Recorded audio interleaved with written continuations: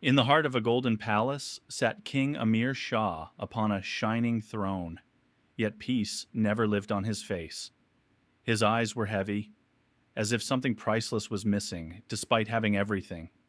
Even when he looked at his reflection in the palace mirrors, he felt incomplete. Outside the palace walls, people stood with their heads lowered. There was no joy on their faces, only fear.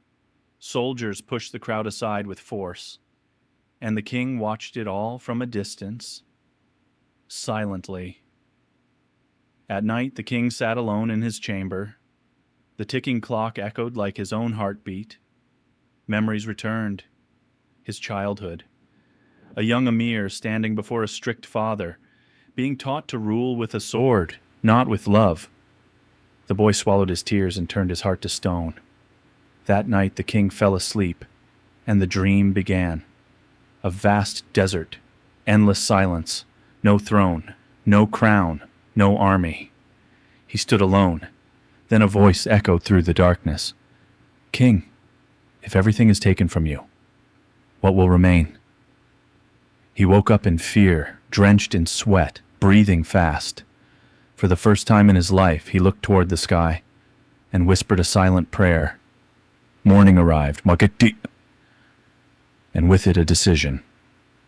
The king dressed like an ordinary man and left the palace through a hidden gate. In the narrow streets of the city, he saw poverty, pain, and suffering. People spoke of the king's cruelty, unaware that he walked among them, listening in silence. A poor mother begged for help while holding her sick child. A soldier pushed her away. In that moment, the king's heart shattered. His clenched fist slowly trembled and opened. Outside the city, a wise old beggar sat wrapped in a cloth. He looked at the king and smiled. "You are a king," he said, "but your destiny is still incomplete." The beggar spoke of justice and mercy and warned him, "One decision could take away your throne." Deep in thought, the king returned to the palace. He announced an end to cruelty. Prison gates were opened. Innocent prisoners were freed. Tears filled their eyes, and hope returned to the people. But the ministers and generals grew angry. In dark chambers, conspiracies were born. That night, rebellion erupted. Fire and chaos filled the palace. The king was arrested. The throne stood empty. The crown fell to the ground. In a dark prison cell, the king sat alone.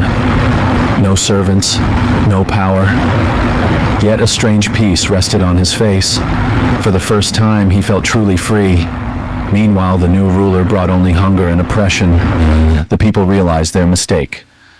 The beggar returned and revealed the truth to the crowd. The people rose together. Prison doors were broken open. The king was freed. The people begged him to return to the throne. But the king smiled gently and said, "I do not wish to rule your lives.